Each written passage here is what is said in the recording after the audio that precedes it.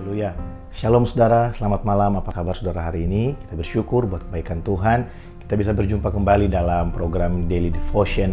Saudara, saya bersyukur karena hari ini saya bisa kembali berjumpa dengan saudara melalui sosial media. Dan saya berdoa supaya setiap renungan harian yang saudara nonton, saudara dengarkan, ini bisa menjadi berkat buat setiap kita.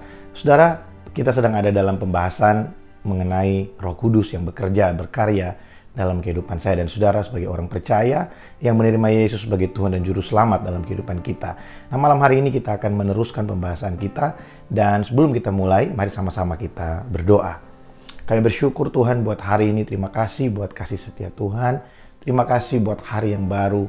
Satu hari lagi Tuhan percayakan buat kami boleh menikmati kasih setiamu, kami boleh menikmati kemurahan-Mu dalam kehidupan kami. Bapa, malam hari ini kami mau buka hati kami untuk ditaburi oleh kebenaran firman-Mu. Mari Roh Kudus berbicara buat setiap kami, biar setiap firman ini bukan hanya menjadi pengetahuan buat kami, tapi menjadi rema dalam kehidupan kami. Roh Kudus urapi setiap kami, berbicaralah melalui hamba-Mu yang sederhana dan terbatas ini. Sampaikan isi hati-Mu buat setiap kami. Dalam nama Yesus kami berdoa. Amin. Saya akan ulang sedikit dari 2 hari yang lalu. Kita sedang membahas dalam Yohanes pasal yang ke-16 ketika Yesus berjanji kepada murid-muridnya tentang karya dari Roh Kudus yang dicurahkan waktu hari Pentakosta yang sama-sama kita rayakan hari Minggu yang kemarin, tanggal 31 Mei. Saudara, adalah satu hal yang luar biasa buat setiap kita orang percaya bahwa buat saya dan saudara yang menerima Dia sebagai Tuhan dan Juru Selamat, Dia tidak membiarkan kita sendirian ada di bumi ini. Yesus berkata, "Aku tidak akan meninggalkan kamu yatim piatu." Yesus berkata, Dia akan memberikan kepada kita seorang penolong yang lain. Itulah Dia, the Holy Spirit. Itulah Dia, Parakletos, yang adalah comforter, yang adalah advokat buat kita. Dia juga intercessor buat kita. Dia juga pengantara buat setiap kita. Dan saudara, dalam Yohanes pasal yang ke-16 dari ayat yang ke-8 di sana dikatakan seperti ini. Dan kalau Ia datang, Ia akan menginsafkan dunia akan dosa, kebenaran, dan penghakiman. Dalam terjemahan sederhana Indonesia di sana dikatakan, kalau Roh Kudus datang, Dia akan memberikan kita pengertian yang baru. Dia akan membuktikan kepada kita bahwa pemahaman kita tentang dosa, kebenaran, dan penghakiman itu salah. Nah saudara, 2 hari yang lalu kita belajar bahwa Yesus pada saat itu sedang berbicara tentang cara hidup atau budaya dari orang Yahudi, bagaimana mereka sangat terikat dengan hukum Taurat, bahwa pandangan mereka selama ini tentang dosa, tentang kebenaran, dan tentang penghakiman itu salah. Orang Yahudi pada saat itu hidup di bawah hukum Taurat dan mereka mempercayai bahwa dosa itu adalah ketika mereka melanggar hukum Taurat, 10 hukum yang diberikan oleh Tuhan kepada bangsa Israel pada saat itu. Nah saudara, tapi kemarin kita belajar bahwa dosa itu bukan ketika kita mencuri, ketika kita berzina, ketika kita membenci. Tapi dosa itu adalah ketika kita tidak sungguh-sungguh menjadikan Tuhan sebagai Tuhan dan Raja dalam kehidupan kita. Dan hukum yang pertama itu adalah hukum yang sangat utama buat bangsa Israel sesungguhnya. Hukum yang kedua sampai hukum ke-10 sangat bergantung pada hukum yang pertama. Jangan ada padamu Allah lain di hadapanku. Kalau kita mengerti hal ini, ketika Tuhan benar-benar menjadi Tuhan dan Raja buat kita, menjadi satu-satunya Tuhan dalam kehidupan kita, Dia menjadi penguasa tunggal kehidupan kita, maka kita tidak mungkin berani untuk melakukan sesuatu di luar kehendak atau ketetapan Tuhan dalam kehidupan kita. Waktu Yesus ada di bumi, Yesus bilang hukum yang terutama adalah kasihilah Tuhan Allahmu dengan segenap hatimu, dengan segenap jiwamu, dengan segenap akal budimu, dengan segenap kekuatanmu. Dan hukum yang kedua adalah kasihilah sama manusia seperti kamu mengasihi dirimu sendiri. Jadi Yesus ingin berkata buat setiap kita bahwa mengasihi Tuhan itu adalah hal yang sangat utama buat kita. Mempercayai Tuhan, menjadikan Dia sebagai Tuhan dan Raja, mempercayakan kehidupan kita secara total buat Tuhan, itu adalah hal yang terutama. Dan ketika kita tidak menjadikan Dia sebagai Raja dalam kehidupan kita, disitulah dosa dimulai. Yesus berkata bahwa ketika kita mengingini sesuatu dalam hati, maka kita sudah berbuat dosa. Waktu kita membenci, kita nggak perlu bunuh orangnya, kita sudah berbuat dosa. Jadi dosa bukan lagi tindakan yang kita lakukan yang kelihatan di depan mata, tapi dosa juga itu terjadi justru di dalam hati dan pikiran manusia. Nah saudara, kita bersyukur bahwa Roh Kudus diberikan buat saya dan saudara supaya kita bisa mengerti hal ini, kita bisa dapat pewahyuan tentang hal ini. Dan hari ini saudara, firman Tuhan itu tinggal di dalam hati kita. Firman Tuhan itu ada di dalam hidup kita. Firman Tuhan itu tertulis di dalam hati kita. Sehingga ketika kita ingin melakukan sesuatu yang tidak berkenan di hadapan Allah, berapa kali dalam kehidupan kita Roh Kudus selalu berbicara dalam kehidupan kita, dalam hati kita, dalam pikiran kita. Roh Kudus menegur kita, Roh Kudus memberikan kita jalan sehingga kita tidak salah ambil keputusan. Roh Kudus memberikan kita kemampuan untuk kita tidak melakukan apa yang tidak berkenan di hadapan Allah.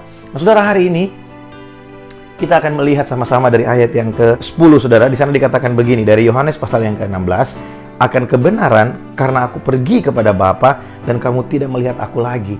Nah, saudara, Yesus berkata bahwa kebenaran itu terjadi dalam kehidupan kita.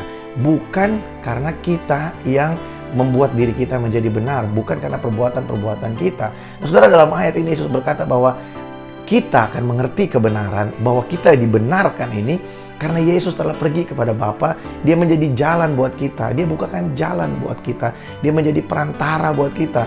Dalam 1 Yohanes pasal yang kedua ayat yang pertama, di sana dikatakan kalau kita berbuat dosa, maka kita memiliki seorang perantara di hadapan Tuhan, yaitu Yesus Kristus. Nah, kata perantara di situ menggunakan kata parakletos. Jadi Roh Kudus itu akan memberitahukan kita bahwa Yesus telah menjadi perantara buat kita dengan Bapa di sorga. Sehingga dalam Ibrani pasal yang keempat, ayat yang ke-14 sampai dengan ayat yang ke-16, di sana firman Tuhan berkata bahwa Yesus telah menjadi imam besar agung buat saya dan saudara, sehingga kapanpun kita datang ke hadapan Allah dengan penuh keberanian, maka kita akan mendapatkan rahmat, pengampunan, dan kita juga akan menerima anugerah di sana. Saudara, ini adalah kabar baik buat setiap kita orang percaya bahwa ketika kita ada dalam situasi yang sulit, mungkin saudara merasa tertuduh dengan setiap dosa dan pelanggaran sehingga saudara merasa saudara tidak layak datang ke hadapan Tuhan. Dengarkan baik, Yesus sudah menjadi perantara bagi engkau. Yesus mati bagi engkau. Dia ada di samping Bapa di sorga dan dia menjadi perantara, dia menjadi pembela kita sehingga kita bisa datang dengan penuh keberanian. Come boldly to the throne of grace untuk kita bisa mendapatkan pengampunan dan anugerah saat kita membutuhkannya. Nah, saudara, kesadaran akan hal ini bahwa kita diampuni, bahwa kita diterima bukan karena perbuatan kita, tapi karena Yesus yang menjadi jalan buat kita.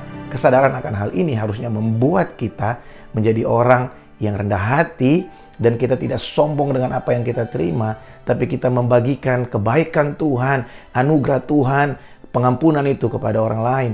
Saudara, kita tidak mungkin bisa membagikan sesuatu yang kita tidak pernah terima. Saya pernah mengalami bagaimana rasanya diampuni dan diterima apa adanya. Oleh sebab itu hari ini saya bisa berbagi kepada orang lain, saya bisa menerima orang lain, saya bisa mengasihi orang lain, karena saya pernah merasakan bagaimana rasanya ketika saya melakukan banyak pelanggaran, saya melakukan banyak kesalahan, tapi saya diterima. Bukan hanya di hadapan Tuhan, tapi juga di hadapan manusia. Dalam kehidupan saya pribadi, ada banyak kali saya melakukan banyak kesalahan. Ada banyak kali saya melakukan banyak hal yang menyakiti hati keluarga saya, orang tua saya. Tapi saya bersyukur saya punya orang tua yang luar biasa, bisa mengampuni, bahkan menerima saya, menjadi penolong dalam kerohanian saya, membimbing saya, sehingga saya bisa ada hari ini di depan saudara. Ini adalah hasil dari kesabaran dan doa dari orang tua saya. Nah, kalau saya tidak pernah menerima kasih yang sebesar itu, saya tidak mungkin bisa mengampuni. Saya susah untuk bisa mengampuni orang lain. Nah, saudara, ini tidak membuat kita menjadi sombong dan merasa bahwa semua ini adalah hasil karya kita. Tapi kita akan melihat bahwa karena kita ini statusnya adalah diampuni, dibenarkan, bukan membenarkan diri. Itu akan membuat kita bisa berjalan dengan kepala yang tegak dalam menghadapi segala sesuatu dalam kehidupan kita. Kita bisa berkata bahwa saya benar, saya berkenan, saya layak di hadapan Allah bukan karena perbuatan saya, tapi karena kesadaran saya bahwa saya ini nggak mampu, saya ini nggak bisa, saya ini berdosa. Tapi Yesus mati buat saya, Yesus menebus dosa saya, Dia ada di depan saya, menjadi perantara buat saya di hadapan Bapa. Ini kabar baik buat setiap kita. Setiap kali kita menyadari hal ini, itu adalah karya Roh Kudus. Mari kita cek kehidupan kita. Kalau kita mulai sombong dengan kebaikan-kebaikan kita, kalau kita mulai sombong dengan hal-hal yang baik yang keluar dari diri kita, jangan-jangan Roh Kudus kita sudah tidak mendengarkan lagi suaranya.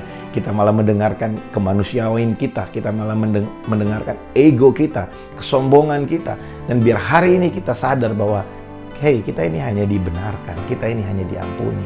Mari biarkan Roh Kudus terus mengingatkan kita. Jangan kita deny setiap kali ada peringatan dalam hati kita. Jangan sombong, jangan memegahkan diri, sebab kita ini hanya dibenarkan. Kalau kita ada, kalau saudara bisa menyaksikan ini semua anugerah Allah, ini semua adalah kebaikan Allah buat kita. Kita bersyukur saudara, karena sebagai orang percaya kita punya Roh Kudus. Kita punya satu penolong untuk bisa mengingatkan kita, menginsyafkan kita setiap kali kita melakukan kesalahan. Dan mari kita terus bergaul dengan pribadi itu, sebab dia lemah lembut, dia setia, dan dia begitu mengasihi saya dan saudara. Biar renungan malam hari ini menjadi berkat buat setiap kita. Tuhan Yesus memberkati.